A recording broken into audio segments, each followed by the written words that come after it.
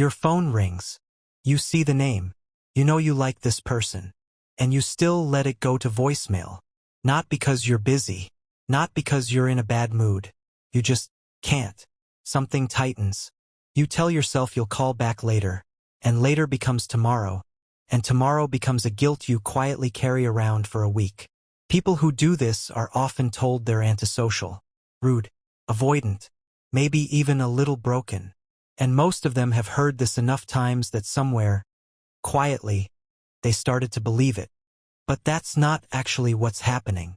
Phone calls are one of the only forms of communication that demand full, live cognitive presence, with zero preparation time and zero control over pacing. There's no moment to think, no ability to reread what was just said, no pause before you respond. The conversation moves at someone else's speed. For certain nervous systems, that's not a social preference. That's an overload state. Neuroscience has been quietly building a case for this for years. The absence of visual cues, the expressions, the gestures, the small physical signals we normally use to decode meaning, forces the brain to work significantly harder. For people with higher baseline sensory sensitivity, this isn't discomfort. It's exhaustion before the call even ends. And then there's the element of unpredictability. A phone call can arrive at any moment and instantly require your full emotional and cognitive self. No rangua. No context. Just hear, be present, be coherent, be warm, right now.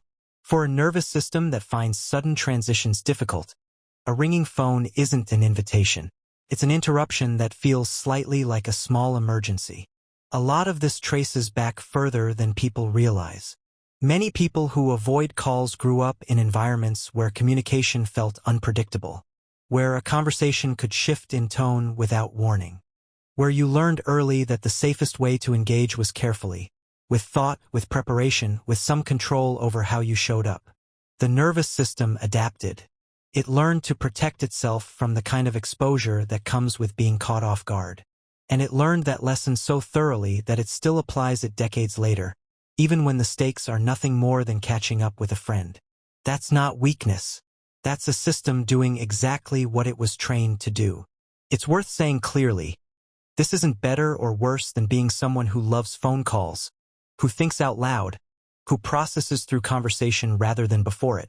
Neither way of being is more evolved, more emotionally intelligent, or more functional. They are simply different orientations, different ways of managing cognitive and emotional bandwidth. Here's the part that catches people off guard. Many people who avoid phone calls are actually deeply skilled communicators, in the right conditions. The avoidance isn't evidence of an inability to connect. It's often evidence of a very high internal standard for how they want to show up. The quiet cost, though, is real. Relationships that need maintenance through spontaneous contact can feel harder to sustain.